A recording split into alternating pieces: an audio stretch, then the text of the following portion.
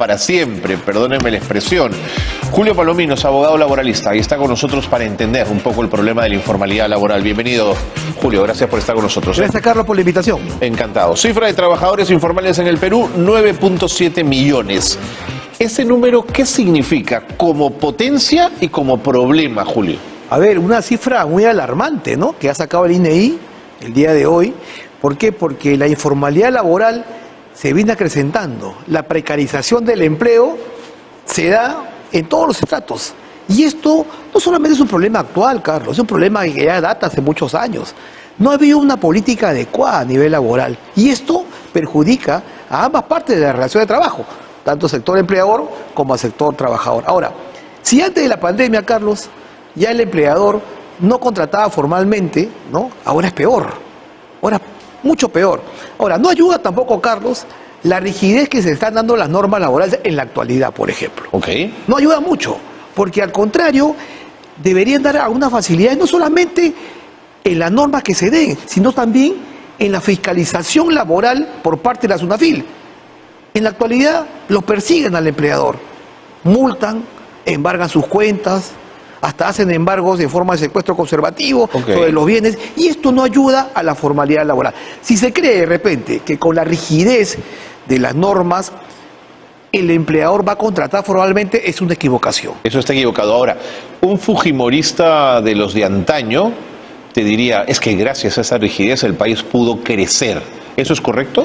A ver, definitivamente el tema pues de la época de Fujimori, una flexibilización de las normas laborales. Eso sí, prácticamente la actividad sindical murió paralizada. Murió, Julio, así paralizada. Pero esto tampoco ha servido mucho. ¿Por qué? Porque ahí ¿quién se benefició? Una de las partes de la relación de trabajo, sí, bueno, el empleador, nada más. Ahora, que también se perjudicó al sector trabajador. ¿Por qué? Porque el derecho a la sindicación, a la negociación colectiva, a la huelga, son derechos constitucionales. Absolutamente. Así es. Entonces, ahí también no hubo una política de repente adecuada, porque... Por el contrario, hubo mecanismos de desaliento muy perversos, Julio. Es correcto, Carlos. Pero también, en el tiempo, se ha venido fortaleciendo también la labor sindical, que es bueno. ¿Por qué? Porque en un Estado de Derecho las normas constitucionales están para cumplirse. Okay. Entonces, ahora que tenemos un panorama en la actualidad, ¿qué panorama tenemos? Tenemos un panorama muy penoso, muy oscuro a nivel laboral. No estamos hablando ahorita de una situación que podría verse de repente que el empleador va a formalizar, va a contratar bien, va a contratar por planilla. Por el contrario, todo el mundo contrata por recibo por honorario, locación de servicios, pagando hasta la mano y desconociendo todos los beneficios sociales de sus trabajadores. En el segundo trimestre de este año, lo tengo aquí apuntado, la población ocupada del país alcanzó los 17 millones. Así es. Pero no crece el empleo formal, crece el trabajo precario. ¿Es esa rigidez la que impide que el trabajo formal crezca? Por supuesto. Si es esa rigidez, ¿qué le quitarías a la norma para hacer que justamente sea menos rígida, Julio? Podría darse una norma un poco más flexible, porque no ayuda, por ejemplo, ¿qué ha pasado en la actualidad? Han querido sacar adelante y quieren sacar adelante la Agenda 19. ¿Okay? La Agenda 19 ya se vio el incremento de la remuneración mínima vital. No ha habido un análisis económico, ni el impacto que iba a darse de 9.30 a 2025. Han modificado la ley de tercerización laboral. Ahora, a partir del 22 de agosto, ya las empresas no pueden tercerizar actividades principales en su núcleo principal. ¿Okay? Después, ¿qué más han sacado? Prácticamente han derogado 32 artículos de la Ley de Relaciones Colectivas de Trabajo, donde están dando una posibilidad muy célere de que el trabajador se pueda afiliar a un sindicato, que pueda haber una huelga express en 3 días. Cosa que ha hecho que los empresarios se levanten de la mesa del Consejo Nacional de Trabajo. Y esto no es bueno, Carlos. ¿Por qué? Porque si en el Consejo Nacional de Trabajo, que es que agrupa pues, ¿no?, al sector empleador, sector empresarial... No es bueno, estoy de acuerdo. Es el espacio de diálogo mínimo, ¿no? Así es. Y han saltado encima. Ni siquiera los acuerdos no se han respetado. Y esto ya lo previsto también así ha sido observado por la OIT. Porque no puede darse de que el incremento se haya dado cuando estaba en plena negociación, la ley de tercerización, y no solamente esto, porque se está prácticamente yéndose en contra de lo que dice la pirámide de Kelsen con respecto a las normas legales. O sea, un decreto supremo deroga otro decreto supremo, pero no a la ley en sí. Y hay una ley de relaciones colectivas de trabajo, hay una ley de tercerización. Lo que está haciendo solamente es derogar partes, ¿no?, de un decreto supremo que era el reglamento de las leyes. Y esto no es bueno constitucionalmente. Ahora, ¿qué va a pasar, Carlos, por ejemplo, con el tema de la tercerización? Por ejemplo. Ya, a ver, a partir del 22 de agosto ya no puede tercerizar una empresa, ¿no?, su actividad nuclear o actividad, que te digo, principal. Ahora, también la norma no ha podido determinar cuál es el núcleo duro, la actividad nuclear, la actividad principal. ¿Está difuso ese concepto? Difuso, por supuesto. Pero ¿qué pasa? Muchas empresas han optado por la vía constitucional, han interpuesto acciones de amparo que han ganado. Entonces ya les va a permitir que puedan acceder y puedan seguir, ¿no?, ejerciendo su derecho. Esa tercerización. Correcto, así es. Pero ¿qué pasa, por ejemplo? El ministro de Trabajo, el anterior al señor Salas, había señalado en su momento que ellos no van a aceptar ni en ningún modo, cualquier pronunciamiento jurisdiccional de un juez de cualquier parte del territorio de la República que diga que la empresa puede seguir, tercerizando sus servicios. Ahora, esto no es bueno, Carlos, porque se ha visto estos últimos meses mucho intervencionismo por parte del Ministerio de Trabajo. Esto no es bueno para la relación de trabajo. Te lo digo por la experiencia, uno que está metido en el tema laboral hace muchos años, conoce cómo piensa un empleador y también cómo piensa un trabajador. Y creería de que debería de repente buscarse un diálogo social que se ha roto. Mira, ya se fueron de la mesa de diálogo los gremios empresariales. Y esto no es bueno porque esto va a afectar definitivamente a la formalidad en el empleo. Pero fíjate lo complejo del tema. Fíjense, amigos que nos siguen en Grimanchik. En la pesca, de cada 10 trabajadores, 9.2 son informales. O sea, todos, digamos, ¿no? Es. En agricultura, 90%. En construcción, 85%. Comercio. Recién en la minería, estamos por debajo del 50%. Ahora, no solamente eso, porque según datos estadísticos del INEI, ha crecido la informalidad en 4 sectores. Sector minería, 46% por lo menos. Sector servicios, está a 25%. Sector manufacturas, 15%, y sector construcción civil, 9%. O sea, ha crecido la informalidad. Lo bien tú lo dices. No, sí, ha crecido la informalidad. O sea, nadie quiere contratar formalmente, o sea, nadie quiere pagar beneficios. ¿Y eso qué afecta? El derecho pensionario de los trabajadores, acceder a un sistema de salud. Ahora vamos con pensión. Quiero mostrarte un cuadro y compartirlo contigo, lo tenemos acá. Fíjate, es la evolución de la informalidad laboral a nivel nacional durante el primer trimestre. La línea roja nos muestra la tasa de informalidad que crece del 2019 al 2020 y ahí se mantiene al 2022. Ese descenso, ese estadístico, no tiene ningún peso específico. Pero sí crece el gris, el empleo informal, ¿no? Que bestia, 11 millones, 12 millones 300, 12 millones 900. Mira, las cifras hablan por sí solas. Acá la informalidad laboral va a seguir creciendo. Y se está espantando a la inversión privada. ¿Tú crees, Carlos, que en estos momentos un empleador va a contratar, conociendo que le han modificado muchas normas que los perjudican en la práctica? ¿Tú crees que va a contratar formalmente? Es muy complicado. Muy complicado que contrate, que le diga a un trabajador, te voy a meter a planilla, te voy a pagar tus cargas sociales. Eso no lo va a hacer nunca. Ahora, ¿no te parece que somos muy críticos, como debemos serlo, con los empresarios, pero muy suaves con la contratación del Estado? Que pasa piola y es la primera en romper las leyes laborales. Es el principal incumplidor de las normas laborales. Ahora, ¿qué ha pasado, por ejemplo? Tocas un tema muy importante, Carlos. ¿Qué ha pasado con el CAS? Salió la norma, ¿no? Van a pasar los CAS COVID a CAS regular. Así es. Es decir, todo el mundo decía ya, automático. ¿Y qué pasó el primer día útil después de la derogatoria de esta norma? Le cerraron la puerta en la cara a todos los trabajadores a CAS COVID. Sí, señor.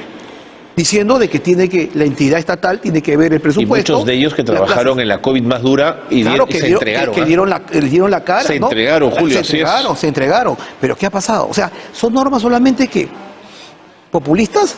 ¿Para qué? Para pretender de que sí, vas a continuar en un CAS regular cuando ni siquiera estaba aprobado un presupuesto, Carlos. Hay un tema muy complicado también. Ahora, pero fíjate, el trabajo promedio mensual en el área urbana en nuestro país, en lo informal, es de 1.500 soles. ¿Ok? Este es sin duda un país de ingresos muy bajos, Julio. Con esos ingresos, ¿cómo tienes pensiones? Si tienes una tributación, o sea, tú pagas mes a mes cantidades muy pequeñas con un sueldo tan pequeño. Por ponerte un ejemplo, ¿cómo accedes a una hipoteca? ¿Cómo tienes educación pública de calidad con sueldos como ese?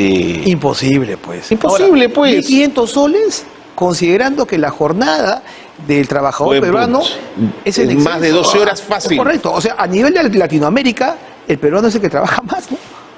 Y cobra menos. Y eso no puede darse. Ahora, tú lo acabas de decir, 1.500 soles. Soles promedio, ¿para qué? sí, promedio. O sea, claro, para mantener un hogar.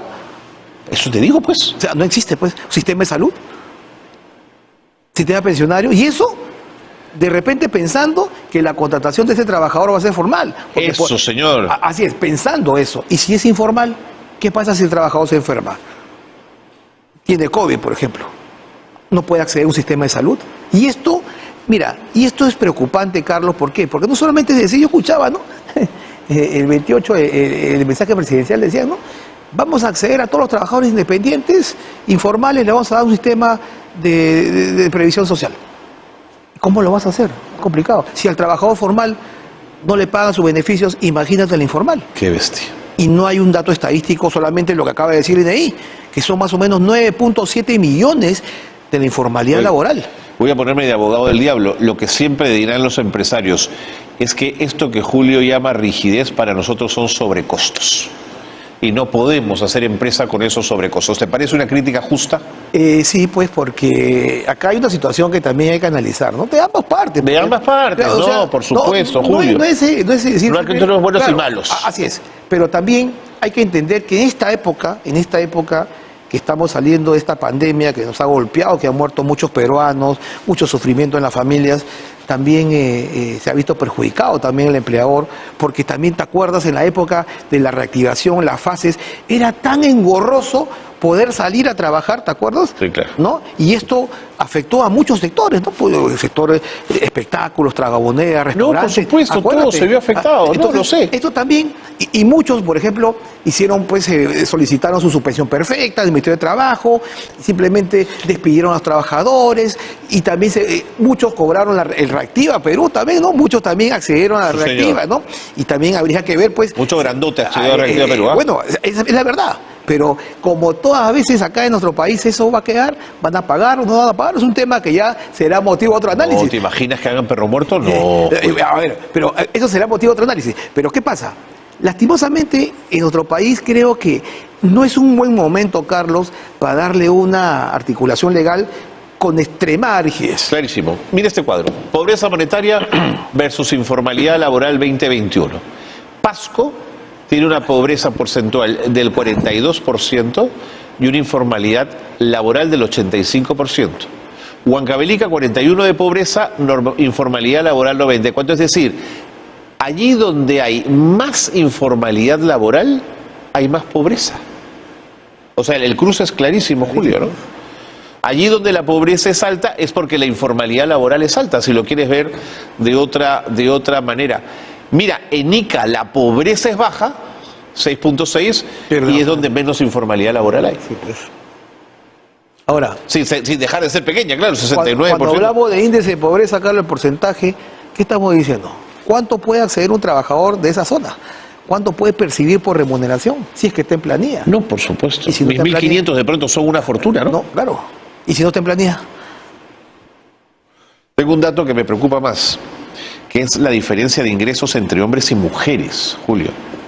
Fíjate, en hombres se incrementó 14.3% el ingreso promedio.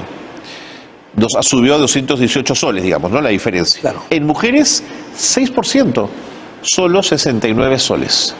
Además, el ingreso de las mujeres representó el 70% del ingreso de hombres.